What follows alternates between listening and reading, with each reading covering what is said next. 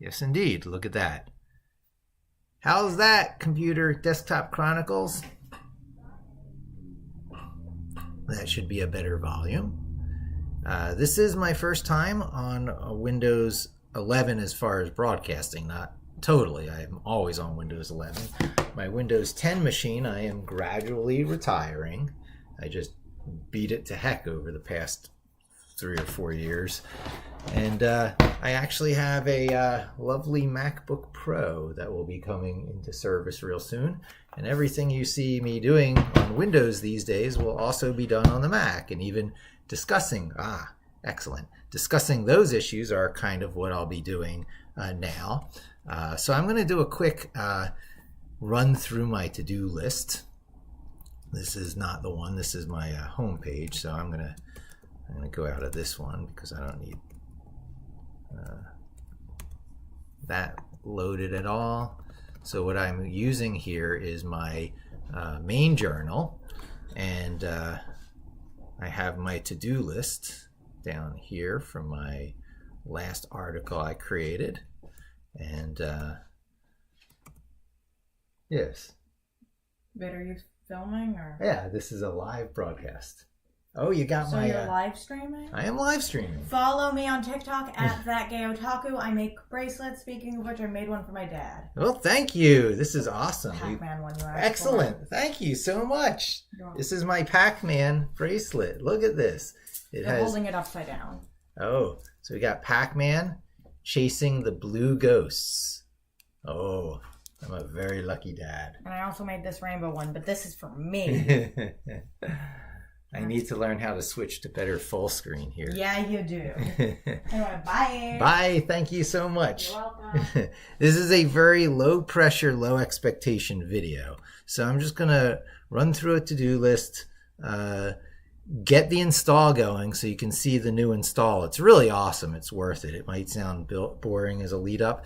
And then probably while it's going on, I will do a dramatic reading of the philosophy behind Rabbit Hole Linux, because I've been thinking about it a lot. So of course there's the Mac install script I want to do. I think that's the biggest thing.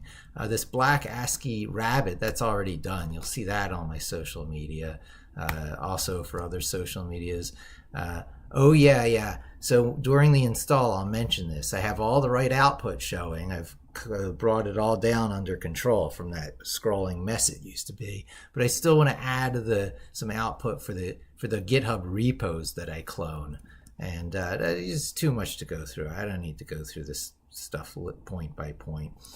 But we are going to lose access to it when I quit out. So you'll notice when I quit out, it's going to do the git commit of all the different repos that I have loaded for editing at the same time. That makes it really easy to switch between machines because I symmetrically do that on any other machine when I start. It pulls those same repos, and I'm always able to just switch around between machines. Traditionally between Windows 10 and 11, but now also to a Mac. It just doesn't matter. Hardware doesn't matter. That's a big part of the point. So I'm going to be losing access to that. So I just quit out of it. I'm going to make sure I'm still chatting with you guys. Oh, good. Okay. So I'll pop this out and keep that. The user interface subtly changes. Okay. So now I can minimize that. And I can pull that over to the window where I'll do this. I'll do this on screen 1 over here. And now I will show you that install script that I always tell people to get. Once you get DrinkMe, you can always get the latest install script, because my install script is going to be updating quite a bit as I do refinements and stuff. And so long as you have DrinkMe, you just double click the DrinkMe and you get the latest install script. That's pretty big here. And then when you double click install, it excuse me, my double clicks are not exactly getting through, I guess. There we go. And I'll size this correctly. Now a couple of things I'll point out here, and I won't drag it out too much because the audience that tunes into this sort of stuff has probably seen a lot of this quite a bit. But one of the key differences that I've done these days is you can see how it says it's going to install Python 3.11. It always tries to get the latest, the greatest, the best. But if you do rename that thing to, instead of install.bat, you can just say Python 3.8.bat. And then you load that. You can see it's now going to try to install it'll install Python 3.8, not try, but it will. And you can set that to any reasonable Python number, and you'll get that version Python installed. So I know there's virtual env, but there's a Linux container in the background. So why not just line everything up, use one virtual env, and when you install it, you set it to the one that you generally use. Because running this script again is no harm. It leaves all your files intact. It leaves all your repos intact. It leaves all your configuration files intact.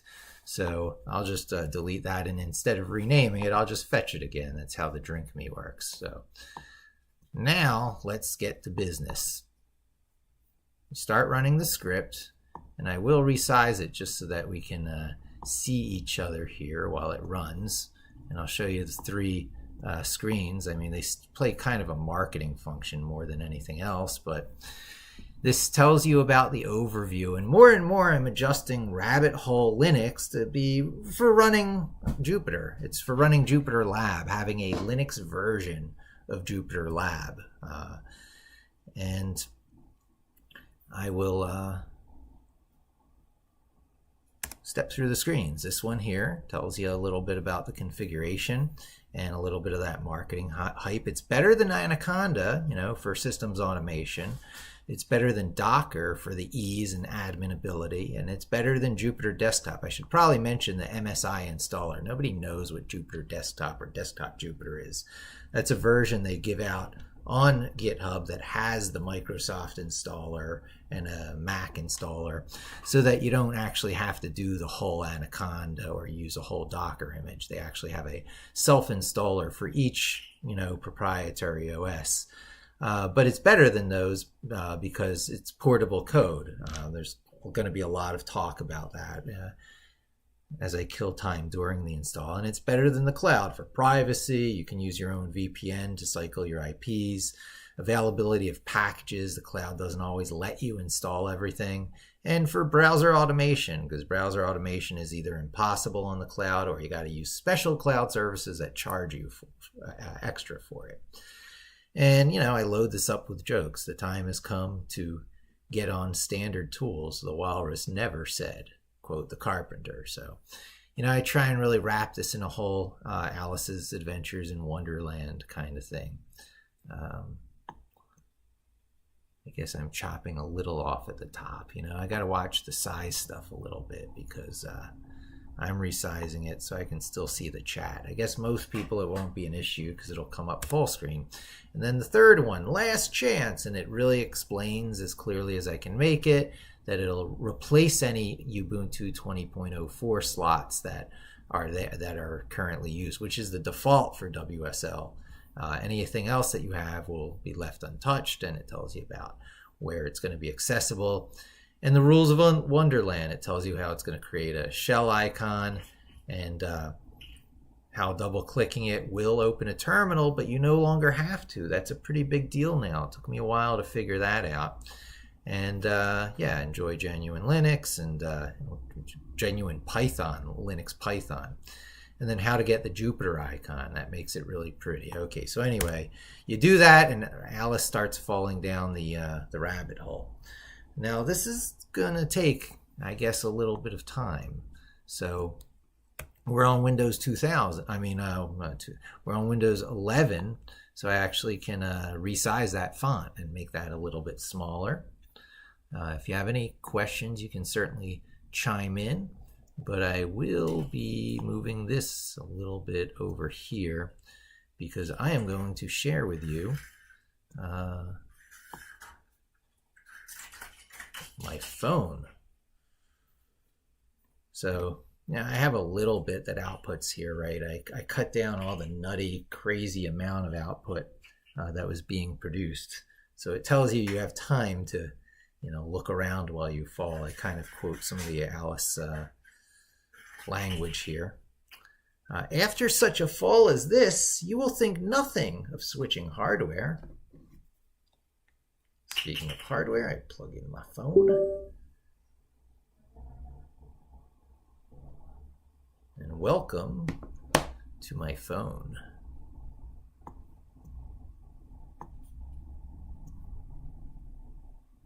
I'll probably only be able to see if anyone's chatting, but there's hardly anyone there and hardly anyone chatting anyway, so I'll see the movement and I'll pull it up if you do.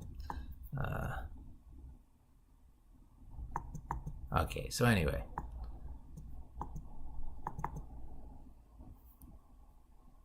Rabbit Hole Linux, Ready Player One. I'm giving you the basic rundown that abides by the 80-20 rule. That is the least work for the most win. Switch systems. Choose FOSS. Avoid frameworks. OS and language are the frameworks. Don't let your muscle memory get reset, or else you will fail forever. That's planned obsolescence. Sorry about the sound in the background. That's my kitty. We all stand on the shoulders of giants. Choose them well, because some want to eat you. They can't take that away from you, which is inside of you. But when they try, you will laugh. All I taught, you'll forget for about 20 years, at which time you'll remember with regret. Start now with small steps. Start with journaling. This wedges your foot in the door to learn modern literacy. Google Don Knuth. Tools matter. Language matters. That they don't is a lie told to break muscle memory and limit your expressive ability. What you choose first will either give you superpowers or damage you for as many years out as you put going in. Microsoft hired Python's creator, includes Linux with Windows, and pushes a text editor fiercely on you because what I say is true. You will be assimilated. Resistance is possible. One door closes and another opens. That door is Linux container running on your Mac or Windows powering Jupyter Labs. This is the tool that saved science, trained AIs, and is so easy you can be using it in the next 25 minutes. Muscle memory munching giants generously gesticulate, keeping you on the cloud. But they don't know jack. Chase the rabbit down the beanstalk now. Run Python locally and don't ever stop running the real Linux version. Never be backslashed again or put down for coming from an uppercase home. Normalize your code to write once, run forever. Like a CSS reset or Java, a normalizing so useful you'll never go hungry again. That's pretty much it. Talk about a friend of mine to put a little social spin on this. Someone who's been kind of an inspiration for me over the years. Never fell out of touch, no matter how much I tried. Paul Guidos is a real treasure. And that's the dramatic reading. And this side hasn't even gotten up to the Python thing yet. I am concerned. This was my concern, that the whole streaming and everything would slow down the install to almost a point of unusability for a video stream. I might have to rig the demos.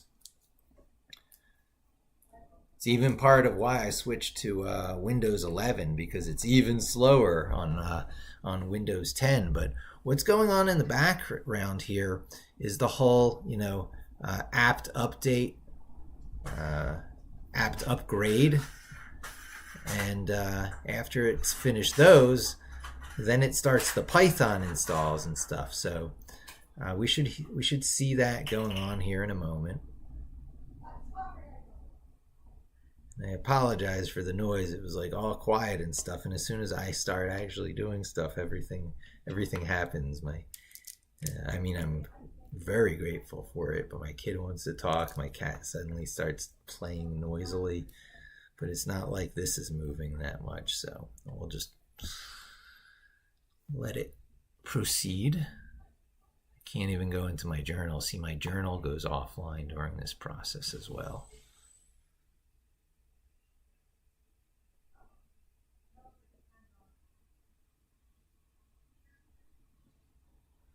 I guess what else I can show you, because I know my to-do list pretty well. I need a better way to get people to know about this trick. It's easy enough to tell people to go to a web page, copy the text on the web page, and to save it into a text file. That gets around Microsoft Defender. I guess I'll point out these little nuances. There's so many little nuances that I've dealt with over the years. This is all loosely based on Linux, right? So anyone who's followed my work over the years knows that I have another version of this from over a decade ago, Linux.com, and it has its whole own little slideshow here that talks you through how I thought about these things, back in those days, and it gives you a little download to get. Now, this is no longer that good. It's a nice curiosity. It continues to work, but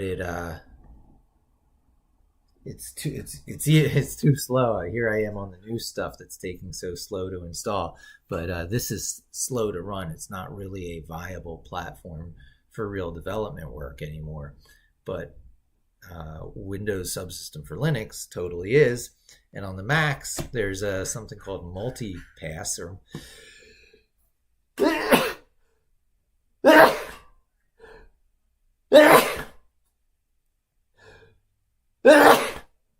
excuse me. Yeah, on the Mac, there's multipass, which gives you a very WSL-like experience. There we go. Now the Python's going. Down, down, down, would the fall never come to an end?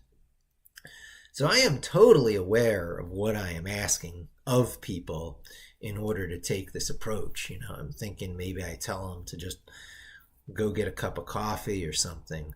I wrap it in this whole Alice thing, and I have it so that you can scroll up and down. I used to clear these as they went, but now I keep it so that for anyone who's interested, they can scroll back up and reread these things. That could at least keep them a little interested. I could also liven it up with more messages. Not everywhere, because when an apt update or an apt upgrade are happening, I don't want to do excessively funky stuff with the I/O stream. I'm shutting off the output on those, syncing it, into DevNull or whatever. And while there are tricks to continue doing things on the command line in such, limbo time periods, every time you do that kind of stuff, you increase the fragility, the brittleness of such an install script. And I would rather have people patiently wait than to have it be brittle. Hey, I can do jokes. I did a TikTok today where I have one of these, things here, and I'm like, hey, look, I'm Michio Kaku.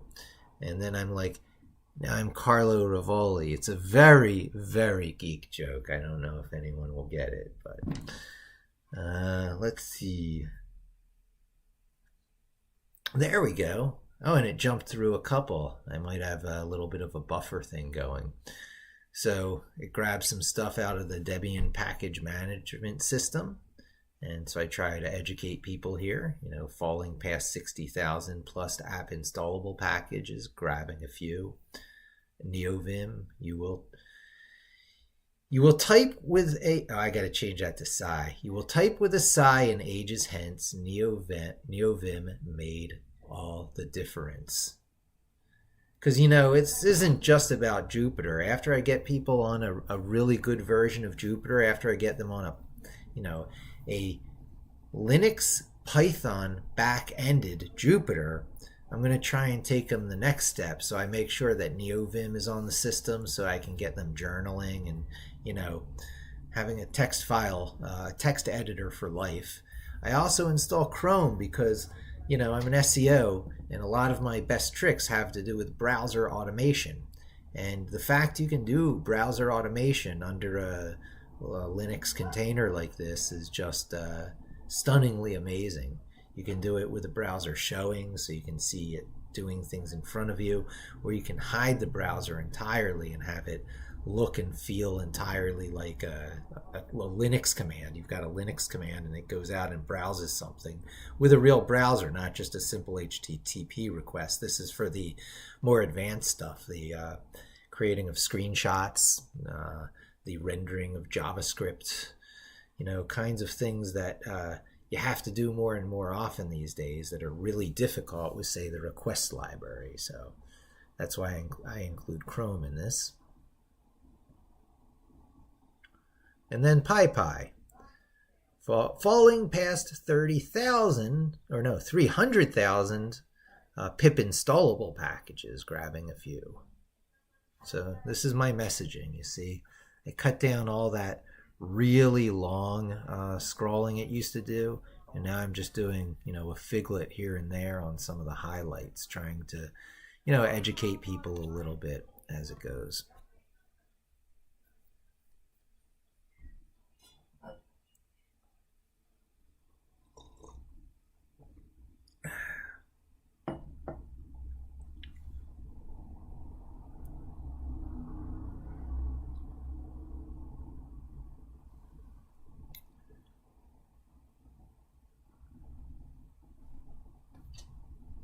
I'll be taking up juggling.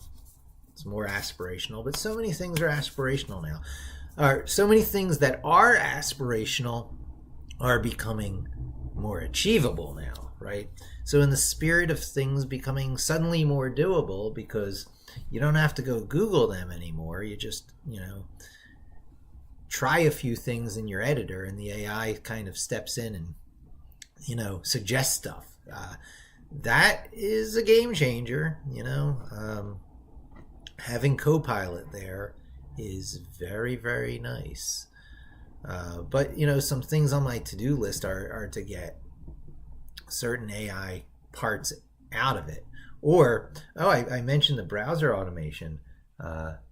That's a really interesting one because I can unwire it from the OpenAI API that costs me money and instead browse out to ChatGPT and use ChatGPT or Bing for these AI summations and stuff, filling in web forms, hitting submit, getting the results back, instead of going through the formal API where they charge you for it. It's just yet another $10-20 a month once your usage sort of goes up a little bit. I'm tempted even to show that to you, but I don't want to miss anything here.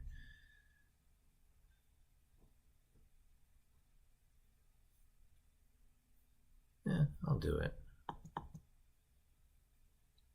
I'll just make it small. So if we go to if we go to openai.com, I am regularly hitting the OpenAI API to write my titles and meta descriptions, SEO stuff.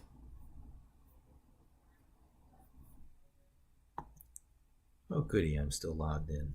Oh, no, I'm not. Okay, darn.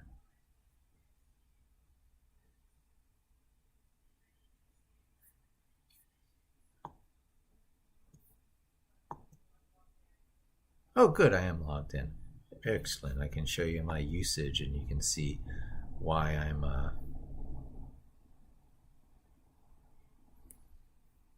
thinking about browser automating.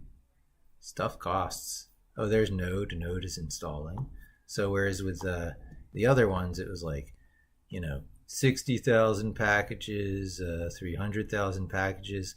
Node.js falling past 1.3 million installable packages. NPM has grown big, my friends. NPM has a lot of software in there. If there's any question about where all the momentum is, it's in Node.js. But it's all web dev, Node.js did not train OpenAI. It might be the interface, and there it is done. Okay, so Rabbit Hole Linux has landed. Oh my fur and whiskers, it's to Jupiter I go. And just in case you haven't gotten the idea yet, I give that link again. I give some more instructions regarding how to get this icon. It's already set up, but if it wasn't there, yeah, I guess I should show that. Otherwise I'm not showing the full story. Here is the interesting stuff. I am sorry, Harry, that is too noisy for the video. As if it wasn't already too late. You're a good cat and I love you, but you'll get that toy back soon. Okay, so now here's the interesting stuff, right? I just did a fresh install. I got nothing here running except a browser, the OBS software for the streaming, and I don't even have a Linux terminal open, right? But what I can do is I can go into the browser, go to one of my open windows, I guess this one here. I can go to localhost. I guess you want to do HTTP ://localhost:8888. And there's Jupiter, right? It has the password sort of pre-filled in because it remembers it from before. I'm going to have to make sure it's very clear in the documentation. That's foo. And you log in because you got to give it some password. They don't let you remove any sort of protection context. But now this is a genuine Linux powered Python running inside of Jupiter. If I made a new notebook here, the cat is, I think, just jealous of my streaming. And then you import sys. And then you do, I guess, sys.version. It's a way to tell what you got, if you can spell it. And there's 3.11.3. It's a very new Python. And let's see. What else? Oh, sys.executable.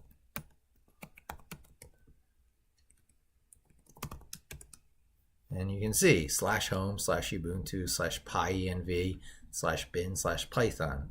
This is a very Unix, type path, right? Now, to keep paths consistent, I mean, you're always going to have your account named Ubuntu under this thing, but the code will never break. It will never break, and Ubuntu is the default username that's used for almost everything anyway.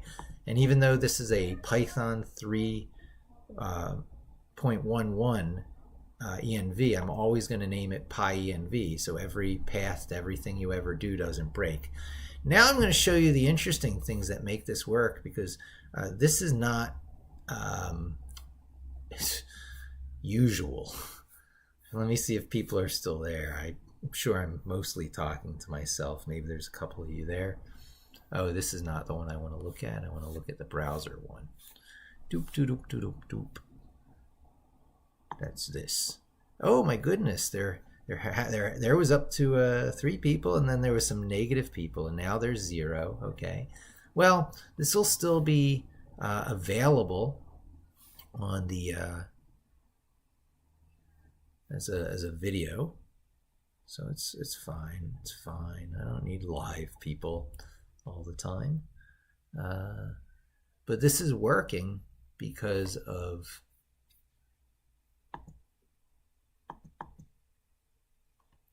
it being kept alive in the background. Normally this would forcibly quit out, but if I do screen-ls, you can see the 2 things that are running.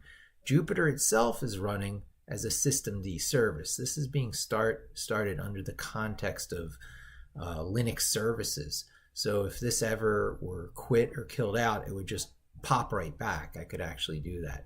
I could go I could screen reattach to Jupyter. Now this is the interface to the Jupyter server, right? This is actually the black box that Anaconda insists that stays up, but here it can be completely invisible in the background. It's still always running there, but it is invisible in the background.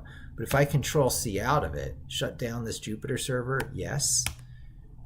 Okay, now if I do a screen ls, it's only the ping, right? Now I'm not touching it, I'm not doing anything. Because this is a service, it just comes back. Boing, it bounces back. You know, services have all these features to them that just keep them relentlessly running in the background. And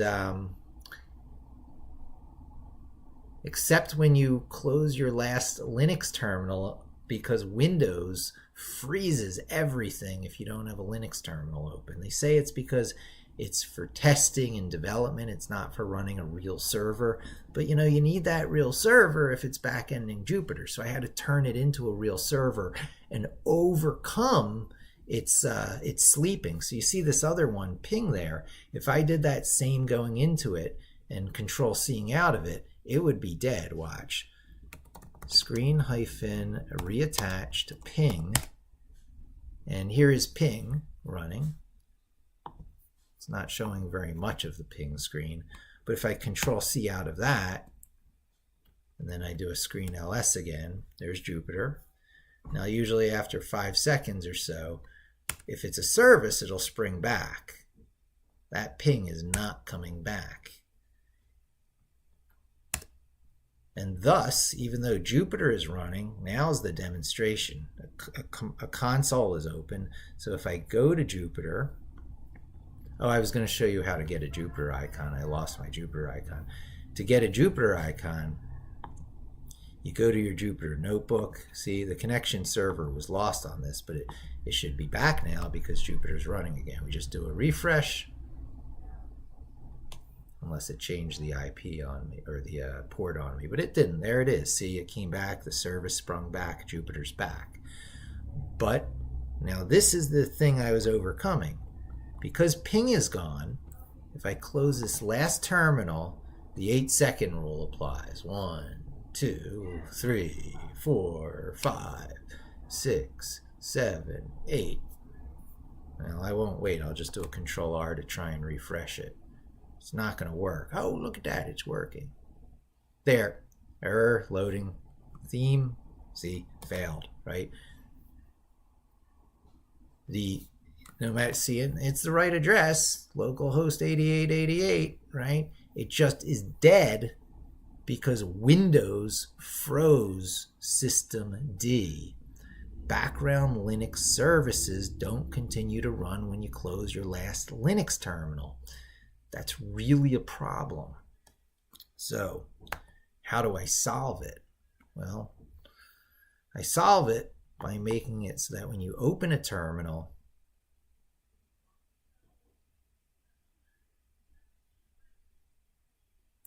ping is run in the GNU screen program, right? When I do screen -ls, that's the screen program. Ping is run in a GNU screen terminal by the bash profile. So if I were to go vim, my home directory, .bash profile,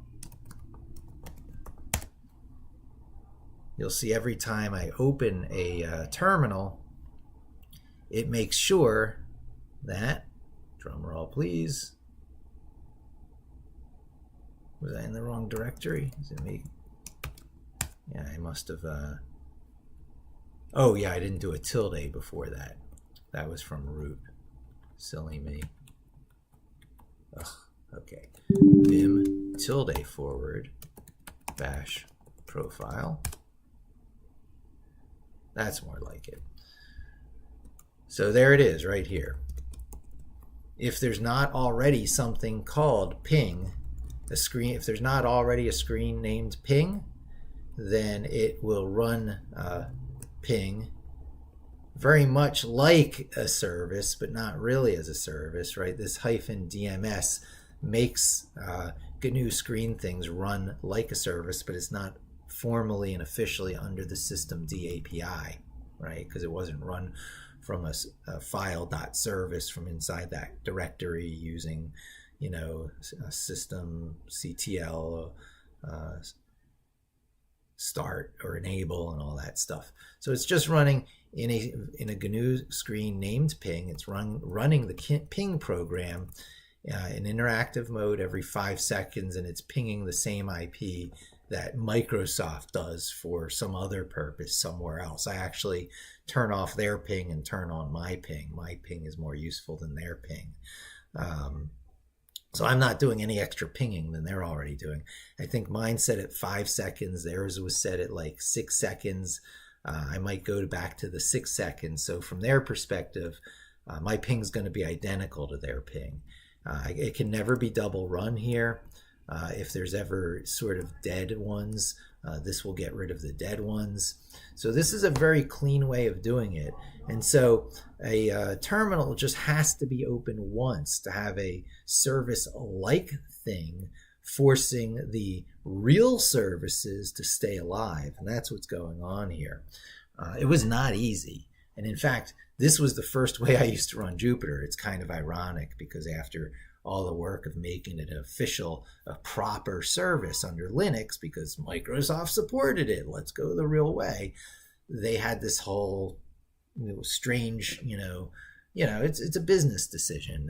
They could have it running in the background. They don't, for reasons I have my suspicions, but ultimately they feel it's, not the primary function. It's not a primary function of WSL. So I think it is, because you need it for it to host Jupyter. So I didn't quite go on a rant, but it was on the edge of a rant. Here's all the stuff, by the way, to get graphics under. That's always popular now that we're here, right? Now that I gave you the real essentials, right? There's NeoVim in there. There's other stuff. Oh, feedback. By the way, what is my opinion on Mojo from Modular AI? I don't know. Desktop Chronicles. I feel the need to Google it. Maybe I've heard of it and don't know that I've heard of it. Mojo Modular AI. It's a competitor to OpenAI, I guess you're saying, right?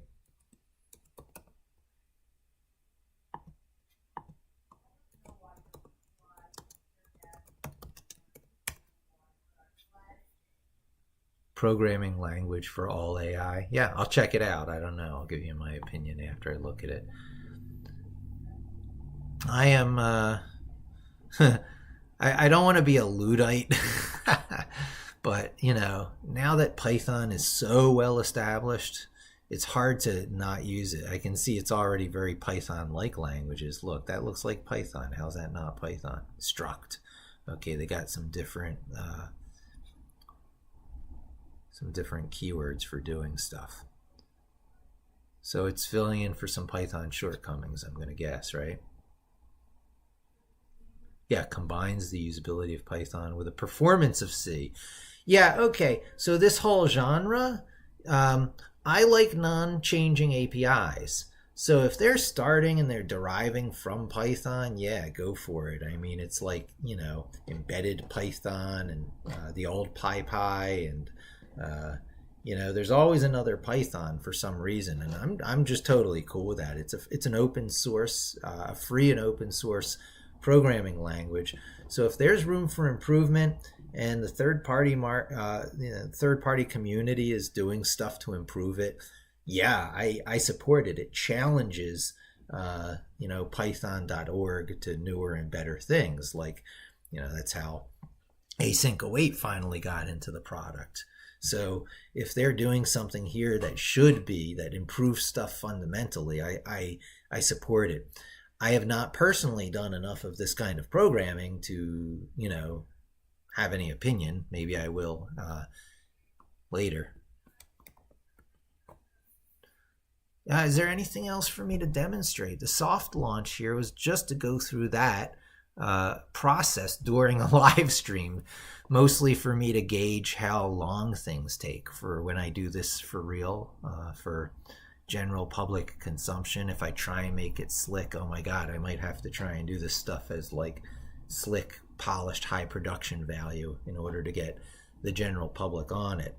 But I feel, oh, this is important to note. Now that I reinstalled the whole Linux in the background, I can go into a command line and, my whole system is there. I don't lose a thing. I didn't lose a single file. I didn't lose a single configuration.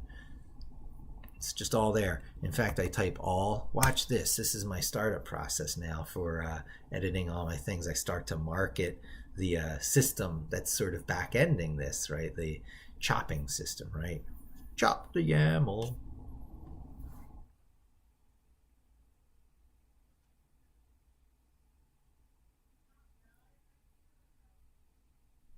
And then here we are, back again. I can scroll down to my to-do list. Yeah, I'll probably do a number of things like offline, but now you see when I say stuff like, allow the output of GitHub repo install to show Figlet plus message, you have a little idea of what I'm talking about because you saw the ones where I was showing the Debian and the PyPy and all the different things going on. I can do that for the individual repos that get installed because there's a little bit of sort of promotion of them, and that should be done. Pipulate, all the free and open source software that goes in there. Moz, the organization I work for, I'm going to have a number of I'm going to have a directory full of Python notebooks for working with Moz product. And that deserves to sort of be marketed during the install. I got these two great home pages. Boy, I don't really toot my horn enough about this stuff, but I'm going to be telling people to do this drink me thing, and I got to make it as simple as possible. And I am never going to own the concept of drink me in Google. That would just be too difficult because of how long Alice has been around and all the different uses of that. But I got two made up words that I'm in the first page of results. If I tell people to Google Levinix, right, that's not too hard to remember or spell. I'm always in the first position, second, third, fourth, fifth, and so on. Made up words are easy.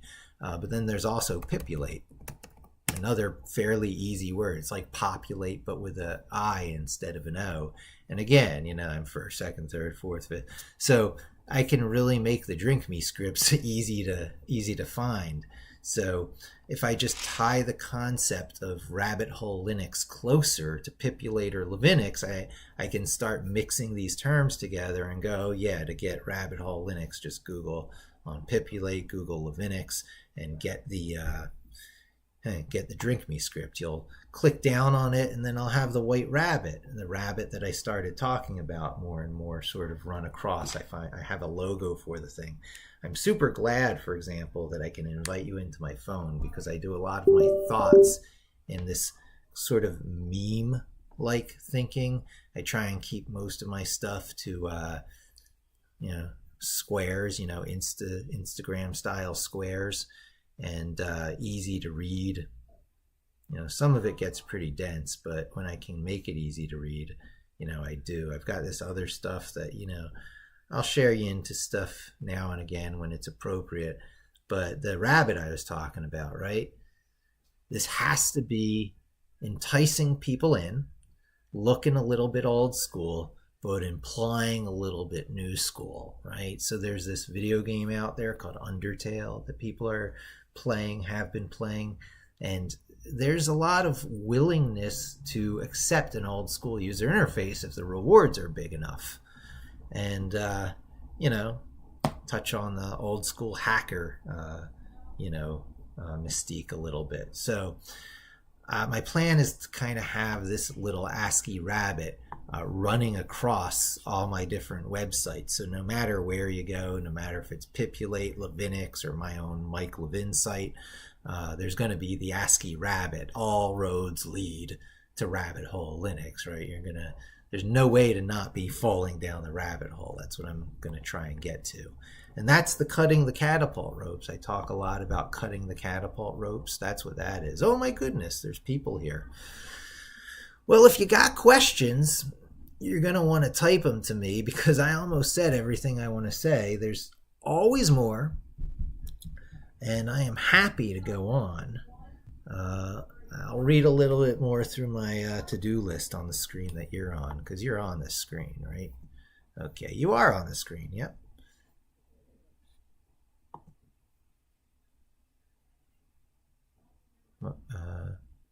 The portability and OS diagnostic nature of the script. Yeah, you know your stuff, because I know how long you've been around the block there. Compute Desktop Chronicles. I am going to just make a new entry here to point out a few things. This is not Docker. Docker has issues. I mean, everything has issues, but Docker has more issues than people think. It's not nice for this kind of thing. It's a lot less nice than you would think. And in fact, Ubuntu, one of the organizations that's a big enabler of a lot of this stuff, put out their own version of Docker called LXD, which just does things differently and better. And I actually started out trying using that. And I love it. It's great. LXD is in my future. But it was a little too much overhead when you could do it all with just Windows Subsystem for Linux. You know, you don't need a ziggurat of containers. Once you have your first container level, if you want maximum performance, you just use that first container level. So I had to give up LXD. But the concept, okay, so why is this so hard to get across these things? You know, it's better to build from scratch. And building from scratch is a loaded term too in the Linux world, because there's Linux from scratch, and this is not that. It's better to build from scratch than to use a pre-built container. And what does that mean? You mentioned it yourself, Desktop Chronicles. You run an install script. You run a batch file on Windows, or a bash file on Macs, or a bash file, it's a different bash file on other Linux machines, because all it is it's configuring Linux. It's something to configure a very vanilla cookie cutter Linux, like a cloud Linux. It's really the same thing as the cloud trick. Anything you do with this system is directly applicable to the cloud, more so than most other ways, because you just run the same install script and it'll configure your cloud server into what you need it to be. You don't have to go hunting for a Docker image and hope your versions are updated. When you install from scratch, you always get the latest. You build it from scratch, you do all your updates, and it's like sprinkling all the recipe ingredients together and bringing that server to life. And it's more lightweight. You're not lugging around these big images either. There's a lot of advantages. This could be useful for you as you're planning to do some analysis work with commerce tools and BTYD. I don't know, that Python library is inside a Jupyter environment. Yeah, good. I'm glad. This has really broad application. So why wasn't this more popular before, you might ask? Because there was no clear path to a good container on Windows and Mac, right? There was no clear way to get a Linux container, a consistent standard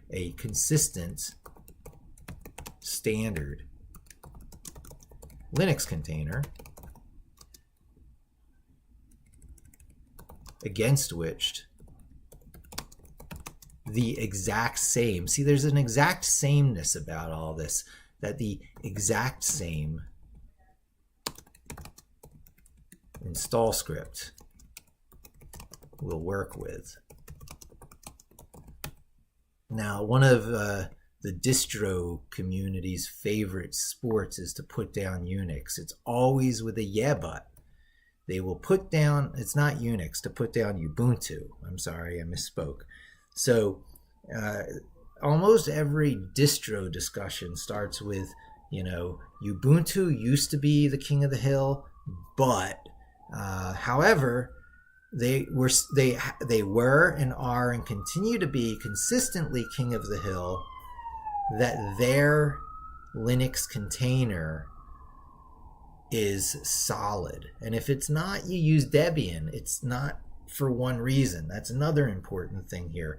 The consistent standard Linux container is that way mostly, but not only because of Ubuntu. If it's not Ubuntu, it's Debian. If it's not Debian, it's some other derivative of Debian that, is trying to promote itself over Ubuntu. It's got a lot of momentum, folks. It's the basis of the Raspberry Pi's Linux. It's the basis of Google OS's Linux. It is not a small camp we're aligning here. And that's really important too. I come from the Amiga computer, and no matter how better a technology is, you can't use it if the momentum of the industry isn't behind it.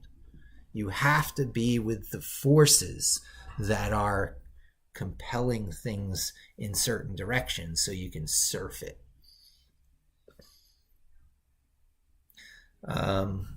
So this is really, I'm using fancy language to say I'm writing install scripts that are mostly targeting Ubuntu. And if they're not, they're targeting Debian.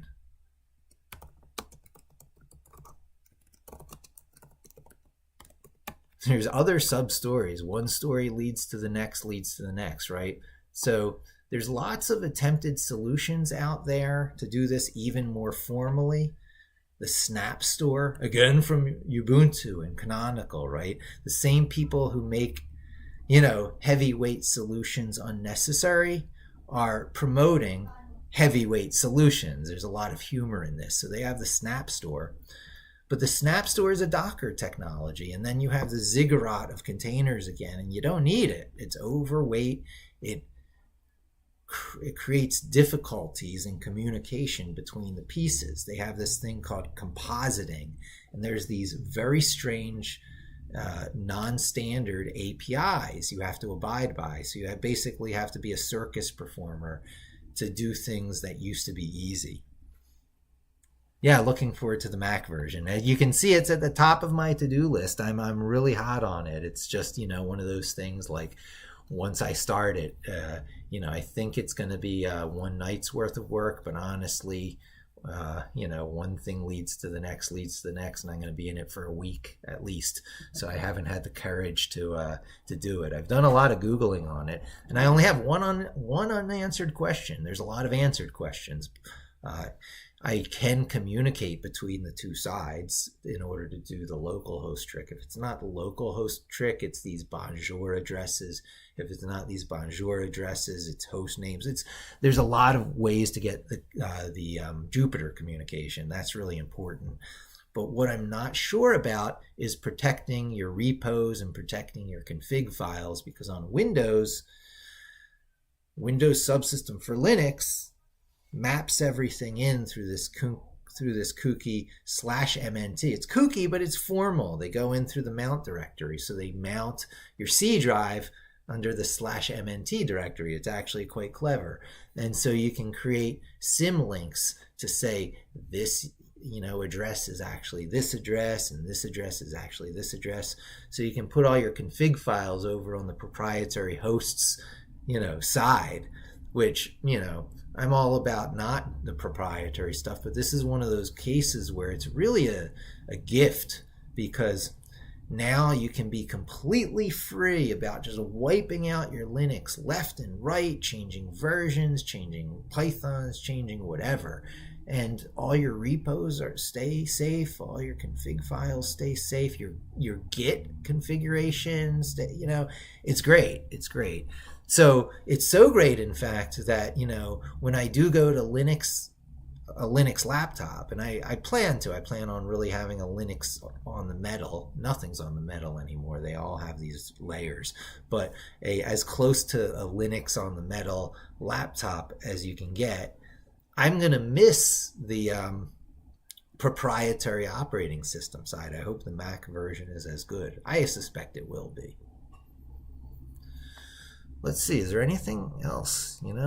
This is a very, very pre-soft launch. Yeah, people are coming and going. These things are interesting. I try and take the pressure off myself. I still get hyped up over it because, anyone there at all giving feedback, and I'm like, oh, let me talk to you.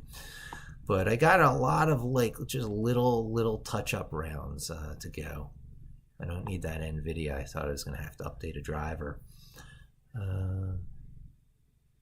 I don't need that. I certainly do need this. If I close that, I'm not streaming to you guys anymore. Think. I'll take a look at my to-do list, see if there's anything off of that if you guys have questions, if Desktop Chronicles, you have questions, send me more, because I'm happy to give the feedback. These aren't in order here, but one of the troublesome things I'm finding is that the Microsoft tax is inching up and inching up and inching up. I could show you. I actually started to show you. I'm up to about, I'm on my way to having a $20 bill for OpenAI API, and that's no good. ChatGPT and Bing are free. I don't want to pay for that through an API, so I'm going to browser automate against that to get rid of that bill. I might have to fight CAPTCHAs. But then there's the Microsoft 365 software.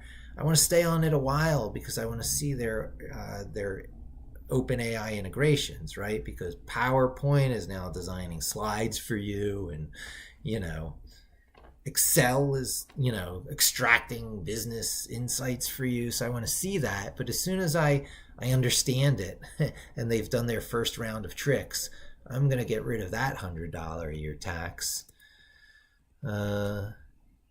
Sequences of pages, that's too different of a topic to transition to, but I have a lot of page sequence tricks I want to do on the publishing side, because there's a whole publishing system in here. I'm not talking about. The last video I talked about that publishing system because that's where I use OpenAI to do a lot of my writing. Stop using GitHub for anything but the public repos. That way I get rid of another $100 a year Microsoft tax, the GitHub tax. No reason. I'm going to get myself on GitLab on a home thing, and you should too, because if you're doing journaling and you want a backup, you shouldn't have to put all your journals on GitHub. You should just be able to put your journals on another machine in your home. And so this is a whole different topic as these home NAS servers or whatever they're going to be become easier. They got to become, so easy that, you just plug a box in over here, and then you've got a place that you can use like you use GitHub, right? Same thing with Google Photos, right? I got to start promoting myself. I don't promote myself much. I'm an SEO, and I'm doing all these experiments all the time, but I don't go for the big traffic grabs. But since projects are so much more doable, I can just push mini versions of all my writing over to medium.com. And similarly, I can push versions of all the news I'm reading from Instapaper onto my site to show people what I'm reading. If I need help testing when I'm ready for the Mac, yeah, well, that's incentive to be ready for the Mac. Maybe I start that today. And how do I reach you, Desktop Chronicles? I know when I publish here, I guess I can go to your YouTube page because it's going to be the same handle, and comment on a video or something like that. Let me know.